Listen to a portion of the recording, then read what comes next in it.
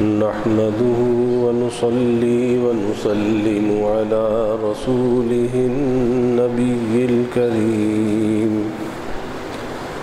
وعلى آله وأصحابه أجمعين.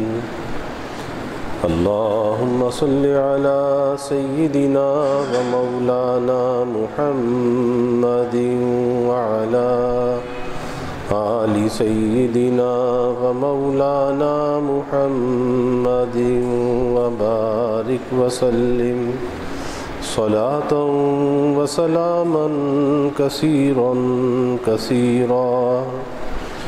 يا رب صل وسلم دائما أبدا على حبيبك خير الخلق كلهم. توفیق الہی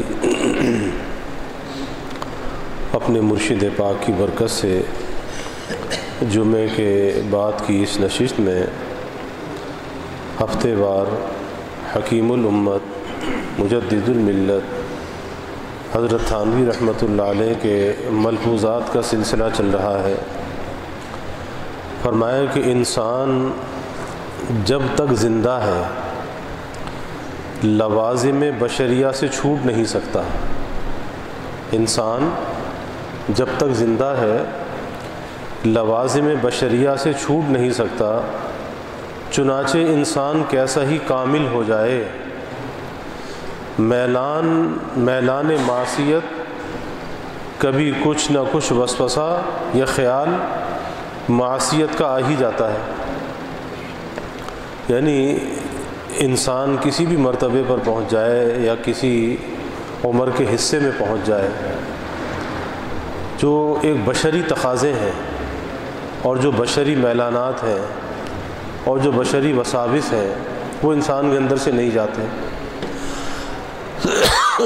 یہی وجہ ہے کہ جب آدمی اپنی اصلاح اور تزکیے کے اہتمام میں لگتا ہے، ذکر و فکر میں لگتا ہے، نفس کی نگرانی کرتا ہے، خواہشات کا مقابلہ کرتا ہے، تو یہ تقاضے کم ہو جاتے ہیں، کمزور ہو جاتے ہیں، لیکن بالکل ختم نہیں ہوتے. ازالہ نہیں ہوتا، امالہ ہو جاتا ہے، ختم نہیں ہوتے.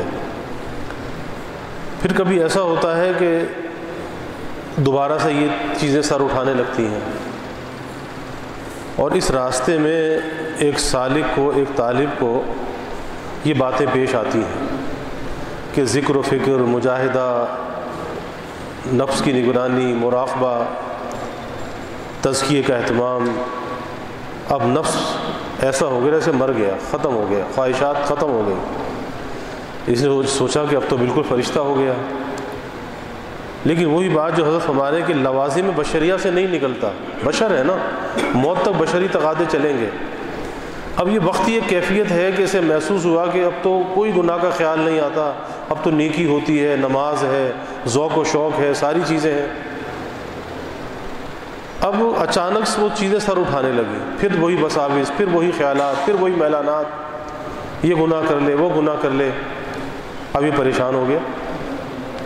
تو کبھی ایسا من جانب اللہ بھی ہوتا ہے کہ بندے کی ان کیفیات کو اللہ تعالیٰ سلب کرتے ہیں، اس کے اجر کو بڑھانا چاہتے ہیں.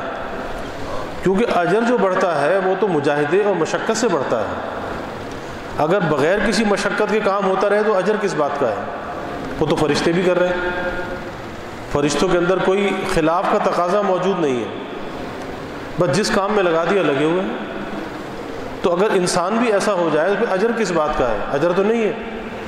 اجر اسی بات کا ہے کہ ہمارے اندر اس کے خلاف کے تقاضے موجود ہیں، ایک خلاف کی قوت اندر موجود ہے. ایک طرف نیکی کا خیال آتا ہے تو دوسری قوت سر اٹھاتی ہے، کہتے نہیں. ایک طرف گناہ کا تقاضا ہوتا ہے، نفس کہتا ہے کہ کر لے، شیطان کہتا ہے کہ کر لے. اس کشمکش میں انسان کی زندگی گزرتی ہے. تو اگر ایسی کیفیت ہو تو پریشان نہیں ہونا چاہیے. انسان پریشان ہوتا ہے، اچھا پہلے تو ایسا تھا اب پھر ایسا ہو گیا. تو شیطان یہ دھوکہ دیتا ہے کہ ارے تو نے اتنے مجاہدے کیے، اتنی مشقت کی، اور ساری بیکار ہو گئی، کیونکہ تو پھر وہی گناہوں کے تقاضے ہیں، پھر وہی میلانات ہیں۔ تو اللہ تعالیٰ تیری پرواز کو بلند کرنا چاہتے ہیں، تیرے اجر کو بڑھانا چاہتے ہیں، تیرے قرب کو بڑھانا چاہتے ہیں۔ اگر یہ چیزیں نہ ہوں تو تیرا اجر کیسے بڑھے گا، تیرا قرب کیسے بڑھے گا؟ تو اس لیے پریشان نہیں ہونا چاہیے۔ چنانچہ ایک واقعہ حضرت نے یہاں پر بیان کیا کہ حکیم ترمذی رحمۃ اللہ علیہ ایک بزرگ گزرے، جوانی میں ان پر ایک عورت عاشق ہو گئی تھی۔ اب یہ حکیم ترمذی جو تھے بڑے خوبصورت تھے، بہت قداور، بہت گورا چٹا رنگ، بہت خوبصورت۔ اب یہ ایک عورت ان پر عاشق ہوئی، ان کی جستجو میں لگی رہتی تھی، تلاش میں لگی رہتی تھی کہ کہیں یہ مجھے مل جائیں۔ تو ایک عورت جوانی میں ان پر عاشق ہو گئی اور ہر وقت ان کی تلاش اور جستجو میں رہتی تھی۔ آخر کار ایک دن باغ میں ان کو دیکھا کہ حکیم ترمذی باغ میں بیٹھے ہوئے ہیں، اور وہ باغ چاروں طرف سے دیواری کی وجہ سے بند تھا۔ تو وہاں پہنچ کر ان سے اپنے مطلب براری کی درخواست کی، پوری خواہش کا اظہار کر دیا۔ باغ بھی ایسا تھا کہ دیوار کے اندر تھا، اس نے دیکھا یہاں تو کوئی باہر سے آنے والا نہیں، باہر سے کوئی دیکھنے والا نہیں۔ اب وہاں پہنچی اور اپنی بری خواہش کا اظہار کر دیا۔ اب یہ گھبرائے اور گناہ سے بچنے کی غرض سے بھاگ کر دیوار سے کود پڑے، دیوار سے کودے باہر نکل گئے کہ گناہ سے تو بچ جاؤں۔ اب یہ واقعہ گزر گیا۔ اس قصے کے بعد بڑھاپے میں ایک روز وسوسے کے طور پر خیال آیا۔ اب یہ اس پر بات چل رہی کہ بشری تقاضے جو ہیں نا، یہ ساری زندگی ساتھ چلتے ہیں، یہ پیچھا نہیں چھوڑتے۔ اس لیے ایسی چیزوں سے پریشان نہیں ہونا چاہیے، بس یہ دیکھنا چاہیے کہ میرا راستہ صحیح ہے، صحیح رخ پر میرا سفر جاری ہے۔ ایسا نہیں میں کہیں قبلے سے ہٹا ہوا ہوں، کمپاس کی جو سوئیاں ہیں کہ ادھر ادھر ہوئی ہیں۔ بس اگر صحیح راستے پہ جا رہا ہے کوئی پریشانی کی بات نہیں ہے۔ اب جوانی میں تو اپنے آپ کو بچا لیا، دیوار پھلانگ کر باہر چلے گئے، لیکن جب بڑھاپا آیا ایک روز وسوسے کے طور پر یہ خیال آ گیا، اس عورت کا خیال آ گیا۔ اب دل میں یہ خیال آ رہا ہے کہ اگر میں اس عورت کی دل شکنی نہ کرتا، اس کا مطلب پورا کر دیتا اور پھر توبہ کر لیتا تو یہ گناہ بھی معاف ہو جاتا اور اس کی دل شکنی بھی نہ ہوتی۔ اب یہ وسوسہ بڑھاپے میں جا کر ستا رہا ہے، پریشان کر رہا ہے۔ اس وسوسے کا آنا تھا، بہت پریشان ہوئے، بہت روئے، خوب اللہ کے سامنے روئے کہ یا اللہ جوانی میں تو بچ گیا، اب بڑھاپے میں یہ حالت ہے، اب ادھر میلان ہو رہا ہے، اب اللہ کے سامنے رو رہے ہیں۔ اور وہی بات، بر دل سالک ہزارہ غم بوت، گر باغ دل خلال کم بوت، کہ وہ جو سالک ہے نا اللہ کے راستے میں چلنے والا، تو اس پر ہزاروں غم ٹوٹ پڑتے ہیں، ہزاروں غم۔ اگر اس کے باغ دل سے ایک تنکا بھی کم ہو جائے، کہ دل کا جو باغ ہے نا اس سے ایک تنکا بھی کم ہو جائے تو بر دل سالک ہزارہ غم بوت، ہزاروں غم آ جاتے ہیں۔ گرزہ باغ دل خلال کم، خلال کہتے ہیں نا، خلال دانت صاف کرنے والی ایک تنکا، تو اگر دل میں ایک تنکا بھی اس کے اندر سے کم ہو جائے اللہ کی محبت کا، معرفت کا، تو اس پہ غم کے پہاڑ ٹوٹ جاتے ہیں۔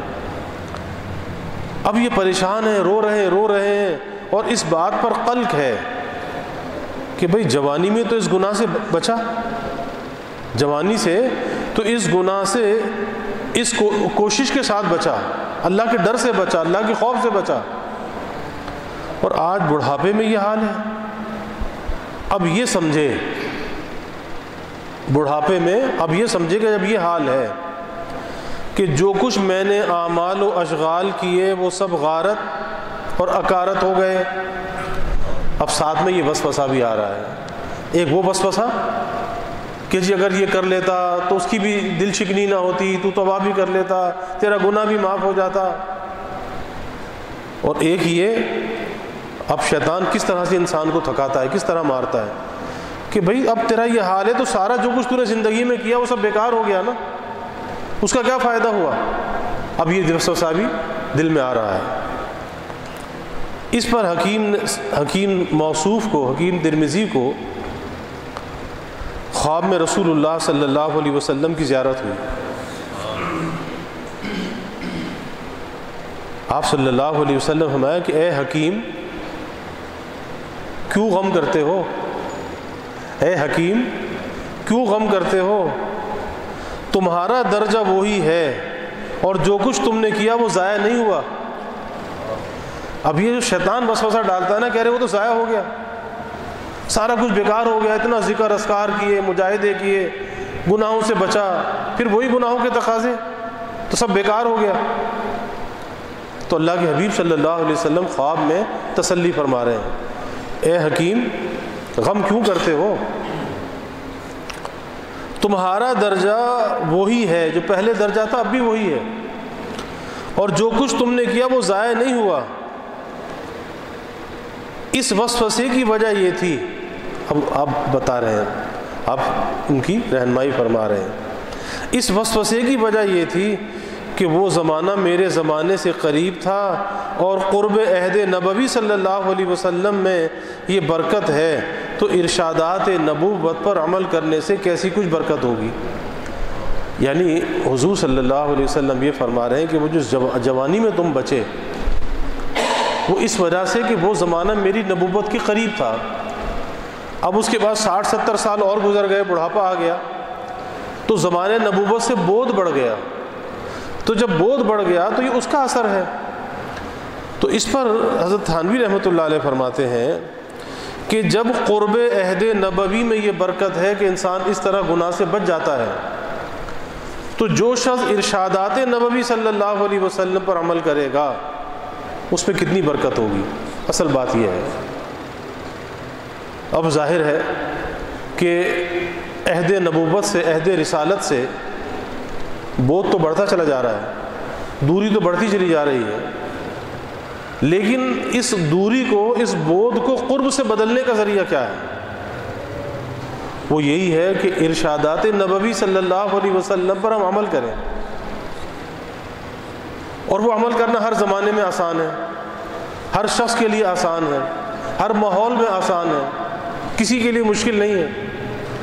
بس ایک عزم پیدا کر لے کہ بھئی جب ایک آپ کے عہد رسالت سے قرب کی یہ برکت ہے تو ارشادات پر عمل کرنے کی کتنی برکت ہوگی کہ سنت کے مطابق لباس پہنا، سنت کے مطابق پانی پیا، سنت کے مطابق مسجد میں آیا، بیت الخلا گیا، بیت الخلا سے آیا، لباس پہنا، لباس اتارا، یہ سارے کیا ہے؟ آپ کی تعلیمات ہیں نا، سنتیں ہیں۔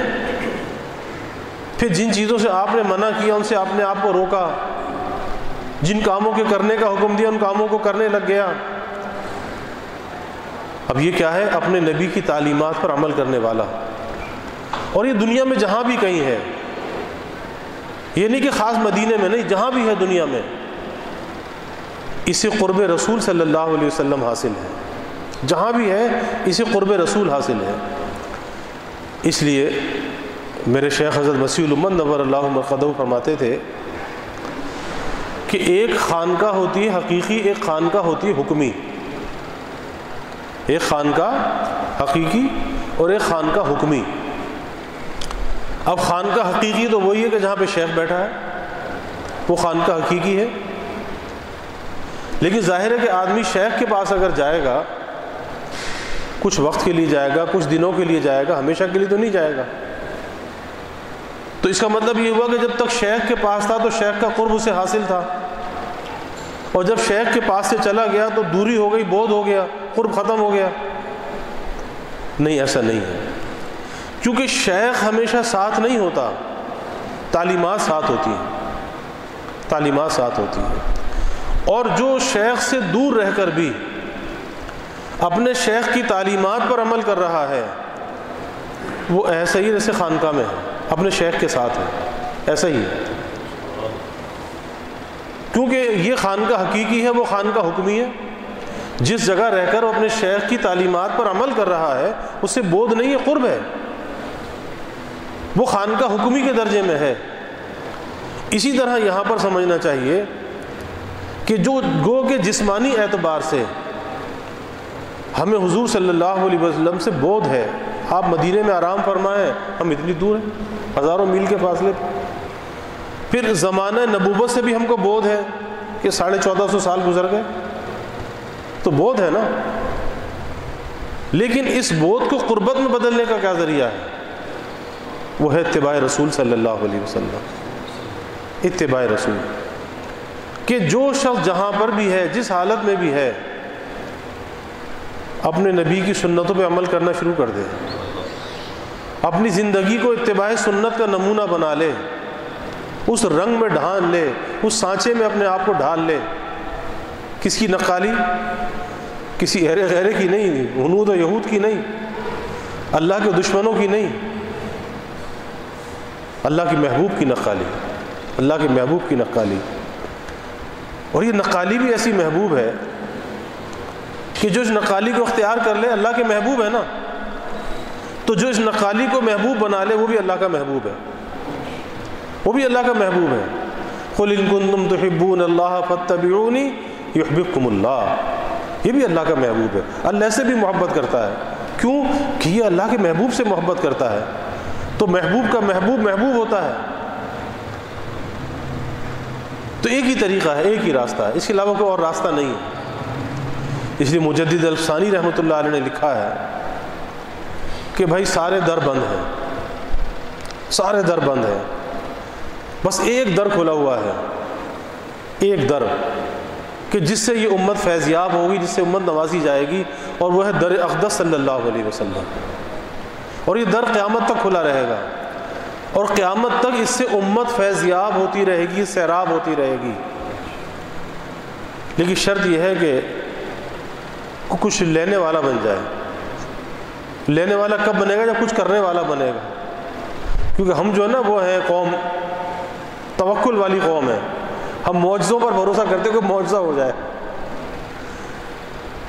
کہ بس چھت پھٹے اور کوئی تھیلی آ کے گرے اور ساری زندگی کے لیے مال و دولت مل جائے، خود کوئی کھیتی باڑی نہ کرنی پڑے، کوئی نوکری نہ کرنی پڑے، کوئی ملازمت نہ کرنی پڑے، کوئی تجارت نہ کرنی پڑے، معجزہ ہو جائے. تو ہم وہ قوم ہے معجزوں کے انتظار میں رہتے ہیں. نہیں، کرنا چاہیے، کرنا چاہیے. کر کے کچھ ملتا ہے، اور کر کے کچھ ملتا ہے تو اس کی قدر بھی ہوتی ہے. کر کے کچھ ملتا ہے نا، اس کی قدر بھی ہوتی ہے. اور بغیر کیے کچھ مل جائے اس کی قدر نہیں ہوتی. پھر وہی مثال ہوتی ہے، تھانوی رحمۃ اللہ علیہ نے بیان فرمائی کہ ایک نوجوان تھا تو 2 پیسے کا جوتا تھا، 2 ٹکے کا جوتا، اور 100 روپے کا دوشالہ. کیونکہ دوشالے بڑے کامدار بنتے تھے پہلے زمانے میں، بڑا اس پہ چاندی کا اور اس کا کام، اب یہ بیٹھے ان کو پتہ ہے کہ کیسا کام ہوتا ہے. تو بڑے مہنگے 100 روپے کا دوشالہ. اب وہ 100 روپے کے دوشالے سے 2 ٹکے کی جوتی صاف کر رہا ہے، 2 پیسے کی جوتی صاف کر رہا ہے. کسی نے مجھے بے وقوف یہ کیا کر رہا ہے؟ اس نے کہا کہ یہ دوشالہ تو یہ دوشالہ باپ کی کمائی کا ہے، جوتی میری کمائی کی ہے. تو پھر اپنی محنت کر کے جو چیز انسان حاصل کرتا ہے نا، پھر اس کی قدر ہوتی ہے، قدر ہوتی ہے. اور بیٹھے بٹھائے اللہ قادر ہے نا، اللہ معجزہ بھی کر سکتا ہے. لیکن نہیں، اللہ نے عمل کے ساتھ جوڑا ہے، مشقت کے ساتھ جوڑا ہے.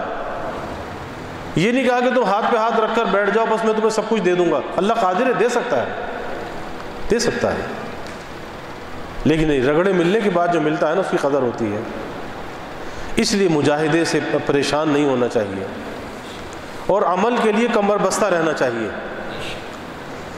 نیکی کرنے کے معاملے میں بھی، گناہ سے بچنے میں بھی، اور اتباع رسول صلی اللہ علیہ وسلم میں بھی. کیونکہ جتنا رسول اللہ صلی اللہ علیہ وسلم کے زمانے سے بعد بڑھ رہا ہے، دوری بڑھ رہی ہے، اتنے فساد بڑھ رہا ہے، فتنہ بڑھ رہا ہے. اب ایسے وقت میں پناہ کہاں پر ملے گی؟ جہاں ہر طرف فتنہ ہو، فساد ہو، پناہ کہاں ملے گی؟ تو بھائی پناہ کی ایک ہی جگہ ہے، دامن مصطفیٰ صلی اللہ علیہ وسلم. آپ کے دامن میں پناہ لے لیں، یہاں پناہ ملے گی. وہ دامن میں پناہ لینا کیا ہے؟ کہ آپ کی غلامی کا توق گلے میں ڈال لے، ساری غلامی کے توق اتار کے پھینک دے، آپ کی غلامی کا توق گلے میں ڈال لے، بس تو نے یہ غلامی کا توق گلے میں ڈالا، اللہ تجھے گلے سے لگا لے گا، اللہ تجھے محبوب بنا لے گا۔ اور جسے اللہ محبوب بنا لے پھر کیا غم ہے، کیا فکر ہے؟ کوئی غم نہیں، کوئی فکر نہیں۔ تو اس لیے ایک چیز پر عزم بالجزم ہونا چاہیے، اور وہ ہے غلامی رسول اللہ صلی اللہ علیہ وسلم کی۔ باقی وساوس جو ہے یہ پریشان ہونے کی چیز نہیں ہے۔ لوگ وسوسوں سے پریشان ہوتے ہیں، جی گناہ کے تقاضے، یہ فلاں، نماز میں ایسا وسوسہ، کوئی پریشانی کی بات نہیں ہے۔ ایک دفعہ نہیں، 1,00,000 دفعہ ہے، کیا نقصان ہے؟ کوئی نقصان نہیں، غیر اختیاری ہے نا، تو کوئی نقصان نہیں، کوئی غم کی بات نہیں، آیا کریں۔ حضور صلی اللہ علیہ وسلم تسلی فرما رہے ہیں نا بڑھاپے میں، اب وسوسہ آ گیا تو آپ تسلی فرما رہے ہیں۔ جن کے مرتبے بلند ہیں ان کو تسلی بھی ایسی ملتی ہے، کیوں؟ ان کا غم بھی اس درجے کا ہوتا ہے کہ اگر وہاں سے تسلی نہ ملے ان کے دل پھٹ جائیں اس غم کی وجہ سے، اس بوجھ کی وجہ سے، تو پھر جن کے درجے ایسے ان کو تسلی بھی ایسی ملتی ہے۔ لیکن ہمارے لیے بھی تسلی کا سامان ہے نا ان تعلیمات میں، کہ یہ غم کی بات نہیں ہے کہ وسوسہ کیوں آیا، گناہ کا خیال کیوں آیا، آئے گا، موت تک آئے گا۔ یہ بشری تقاضے موت تک ساتھ چلیں گے۔ ہمیں کیا کرنا ہے؟ ہمیں اس کو منہ نہیں لگانا، ہم نے اپنے اللہ کی رضا کو پیش نظر رکھنا ہے، اللہ کے نبی کی غلامی کو اختیار کرنا ہے، بس کامیاب ہے۔ آگے کیا فرما رہے ہیں کہ حکیم تمہارا درجہ وہی ہے، کیوں غم کرتے ہو؟ تمہارا درجہ وہی ہے، کچھ بھی تمہارا ضائع نہیں ہوا۔ شیطان وسوسہ ڈالتا کہ ارے سب کچھ ضائع ہو گیا، سب کچھ ختم ہو گیا، کچھ بھی نہیں بچا۔ ایسی چیز نہیں کہ جو ضائع ہو جائے۔ ارے اللہ نے کیا اس لیے توفیق دی کہ ضائع کر دے؟ نہیں، جو ہو گیا اللہ کے پاس محفوظ ہو گیا، وہ ضائع نہیں ہو سکتا۔ جو ہو گیا اللہ کے پاس محفوظ ہو گیا، اور جو چیز اللہ کے پاس محفوظ ہو گئی بھلا اس سے زیادہ حفاظت میں کوئی چیز ہو سکتی ہے؟ تو پچھلے کا کیا غم کرنا، آگے کی فکر کرو نا۔ وہ شیطان پچھلے کے غم میں ڈال کر آگے سے مایوس کرتا ہے۔ اچھا جب پچھلا ضائع ہو گیا تو کہتا آگے کر کے کیا کرو گے؟ پچھلا ہی تمہارا ضائع ہو گیا تو آگے کر کے کیا کرو گے؟ یہ شیطان کا دھوکہ ہے بھائی۔ پچھلا تو ہو گیا محفوظ، اللہ کے پاس جمع ہو گیا نا، اور جتنی وہ حفاظت میں ہے اتنی کوئی چیز حفاظت میں نہیں ہے۔ اب آگے کی فکر کرو، آگے کیا جمع کرنا ہے۔ اسے اللہ کے پاس جمع کراتے رہو، بھیجتے رہو، بھیجتے رہو، کبھی تھکنا نہیں چاہیے۔ اللہ ہمیں صحیح عمل کی توفیق عطا فرمائے۔ وآخر دعوانا الحمدللہ رب العالمین والعاقبۃ للمتقین والصلاۃ والسلام علی اشرف الانبیاء والمرسلین۔ اللہم صلی علی سیدنا و مولانا محمد وعلی آل سیدنا و مولانا محمد وبارک وسلم۔ ربنا آتنا فی الدنیا حسنہ وفی الآخرۃ حسنہ وقنا عذاب النار۔ ربنا اتمم لنا نورنا واغفر لنا انک علی کل شیء قدیر۔ اللہم اعنا علی ذکرک و شکرک و حسن عبادتک۔ اللہم انا نستعینک علی طاعتک۔ اللہم انا نسألک الہدی والتقی والعفاف والغنی۔ اللہم انا نسألک الصحۃ والعفۃ والامان وحسن الخلق والرضا بالقدر۔ اللہم اعنا بالعلم وزیننا بالحلم واکرمنا بالتقوی وجملنا بالعافیہ۔ اللہم ارنا الحق حقا وارزقنا اتباعہ وارنا الباطل باطلا وارزقنا اجتنابہ۔ اللہم احسن عاقبتنا فی الامور کلها واجرنا من خزی الدنیا وعذاب الآخرہ۔ اللہم اغفر ذنوبنا واستر عیوبنا واشرح صدورنا واحفظ قلوبنا ونور قلوبنا ويسر امورنا وحسن مرادنا وتمم تقصيرنا۔ اللهم نجنا مما نخاف يا حفي الألطاف۔ اللهم إنا نسألك العفو والعافية والمعافاة الدائمة في الدين والدنيا والآخرة والفوز بالجنة والنجاة من النار۔ اللهم إنا نسألك من خير ما سألك منه نبيك سيدنا محمد صلى الله عليه وسلم ونعوذ بك من شر ما استعاذك منه نبيك سيدنا محمد صلی اللہ علیہ وسلم وأنت المستعان وعليك البلاغ ولا حول ولا قوة إلا بالله وجزى الله عنا محمدا صلی اللہ علیہ وسلم ما هو أهله وصلی اللہ تعالی وسلم على النبي الكريم آمین برحمتك یا رب.